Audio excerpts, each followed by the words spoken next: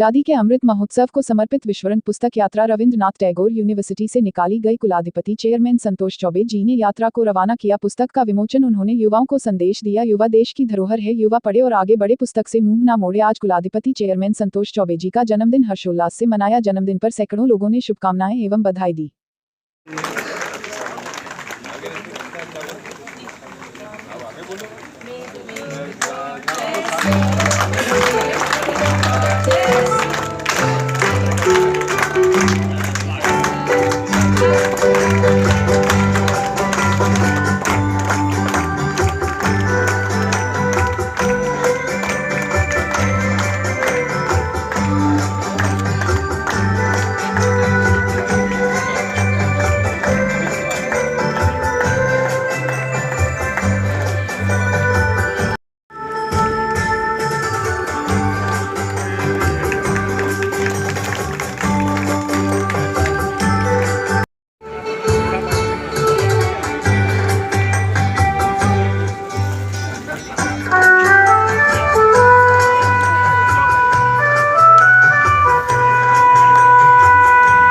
Team के साथ, अपनी पूरी टीम के साथ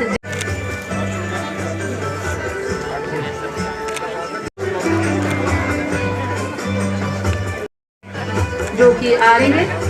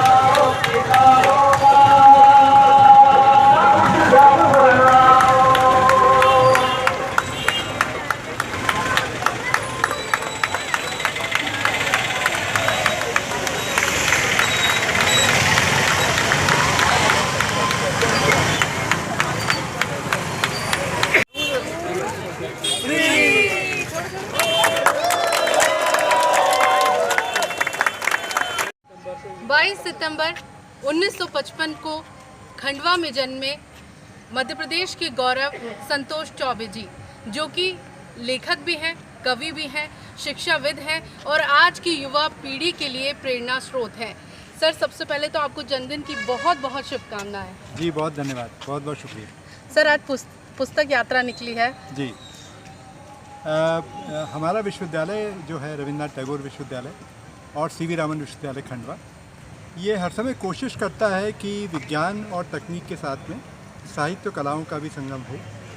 आज के समय में जो पुस्तकों की महत्ता थोड़ी कम होती जा रही है, लोग इलेक्ट्रॉनिक चैनल पे जा रहे हैं, हमें लगता है कि ज्ञान के संवर्धन के लिए आवश्यक है कि पुस्तकें पढ़ी जाएं और अपने देश की परंपरा जानी जाए। अपने यहाँ जो स्वतंत्रता आंदोलन के लोग रहे हैं उनको जाना जाए, जननायकों को जाना जाए, वैज्ञानिकों को जाना जाए, साहित्यकारों को जाना जाए।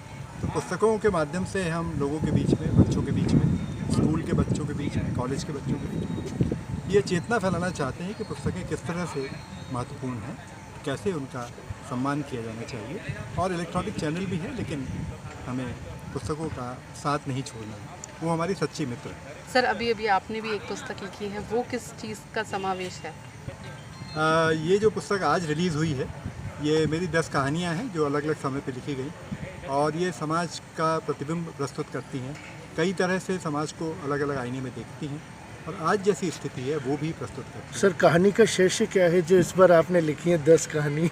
ये 10 कहानियाँ अलग अलग समय की हैं। उनमें से पहली जो कहानी है सूर्यास्त से लेकर, जो बहुत पहले छपी थी, अभी हाल की जो कहानी है सतह पर तैरती उदासी, ये पूरे भारत की ग्रोथ का भी एक तरह से प्रतिबिंब है। सर, कोविड-19 को भी लेके कोई कहानी लिखी क्या बात? कोविड-19 को लेकर अभी एक कहानी मैं कर रहा हूँ, तो जल्दी आपके सामने, क्योंकि समय सर उस टाइम घर के अंदर थे। जी जी, उसके बारे में आपने क्या सोचा है? उस समय मैंने एक उपन्यास लिखा है जो सपनों की दुनिया में ब्लैक होल, उसका नाम है, और खूब पढ़ा जा रहा है, खूब पढ़ा जा रहा है। उसके पहला ही संस्करण आया है। ये मेरा चौथा उपन्यास था और ये बताता है कि कैसे युवाओं के सपनों की दुनिया में एक ब्लैक होल घुस गया और कैसे वो उससे परिवर्तित कर रहे हैं और कैसे उससे पार पा रहे हैं, ये भी एक तरीका है। मतलब मैं हर समय उम्मीद के साथ जीता हूँ, तो उम्मीद कैसे पैदा हो सकती है ये भी देखते हैं। ये उपन्यास कोविड में ही लिखा गया और मैंने कुछ अनुवाद भी किए उस दौरान, जो कि उस समय की सर उस टाइम का जो समय था, जी पहला वेव और सेकंड वेव में आपने क्या सोचा सर उस बीच में? देखिए, पहले जो वेव आई थी उस समय तो मैं उससे बचा रहा कोविड से, और हमारी संस्थाओं ने बड़ी मदद करी, कोविड से प्रभावित लोगों की आर्थिक मदद भी करी और भौतिक मदद भी की। दूसरी वेव में मैं खुद ही प्रभावित हो गया था, तो 15 दिन करीब अस्पताल में भी रहा, लेकिन हमारी संस्थाएं लगातार काम करती रही और बच्चों ने भी बहुत मदद करी। जैसे कि जो बैंकिंग कियोस्क हैं, उन्होंने लगातार लोगों को धन पहुंचाना, स्कॉलरशिप पहुंचाना, मदद पहुंचाना जारी रखा, तो वो बड़े कड़े समय में भी काम है। जी, मुझे एक मोटी बात कहने दीजिए कि महात्मा गांधी ये कहते थे कि हमको प्रकृति के समन्वय के साथ काम करना है, उसको विरोधी नहीं मानना है। तो अगर आप वायरस को भी मैनिपुलेट करेंगे, आप जेनेटिक इंजीनियरिंग करेंगे, अगर आप मनुष्य को ही बदलना चाहेंगे, तो इस तरह की चुनौतियाँ आपको मिलेंगी। मुझे लगता है कि हमको प्रकृति के समन्वय के साथ विकास को सोचना चाहिए, यही मैं सोचता भी हूँ। सर आज आपका जन्मदिन भी है, तो इसमें लोगों के लिए संदेश देना चाहिए सर आज, खासकर युवाओं के लिए, क्योंकि आप युवाओं के लिए एक क्या प्रेरणा प्रेरणा? स्रोत है। युवा मेरे पास आते हैं क्योंकि मैं उनसे कौशल की बात करता हूँ, कौशल सिखाता हूँ, भाषा की बात करता हूँ, भाषा सिखाता हूँ, साहित्य की बात करता हूँ, कविता कहानियाँ लिखना सिखाता हूँ। मुझे लगता है कि युवाओं को एक तो पढ़ना नहीं छोड़ना है, जब तक युवा बचता है तब तक पढ़ाई करते रहना है और आगे भी पुस्तक नहीं छोड़नी है। अब एक बड़े IT के एक्सपर्ट ने, जो विदेश के हैं, ये कहा कि वो हर साल 30-40 किताबें पढ़ते हैं, उससे उनका दिमाग जो है संचालित रहता है, जो दिमाग डेड होने लगता है। तो दिमाग को बराबर संचालित रखने के लिए, अपनी प्रगति के लिए पढ़ना बहुत ज़रूरी है। और दूसरा, सोशल मीडिया का बहुत ज़्यादा उपयोग ना करें, ये मुझे कहना है, क्योंकि वो समय बहुत लेता है और समय सीमित है, तो उसको सर ये अपनी पुस्तक यात्रा है, कहाँ से कहाँ समापन हुई है, कहाँ तक कहाँ जाएगी सर? ये प्रदेश में तो 7 यात्राएं निकल रही हैं। भोपाल से एक निकल रही है, लेकिन इंदौर से, खंडवा से, ग्वालियर से, रीवा से, जबलपुर से, वहाँ से भी यात्राएं निकल रही हैं।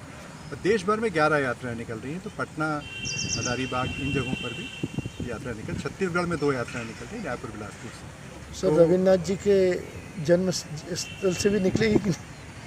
हाँ, ज़रूर निकलेगी। अब आप थोड़ा इंतज़ार करिए, अगले साल तक हम लोग और बढ़ाएंगे इसको। तो शांति निकेतन सब हम बात कर रहे हैं और कलकत्ते में अभी हमारा नया ऑफिस खुला है, तो उम्मीद है कि हम अगले साल तक वहाँ भी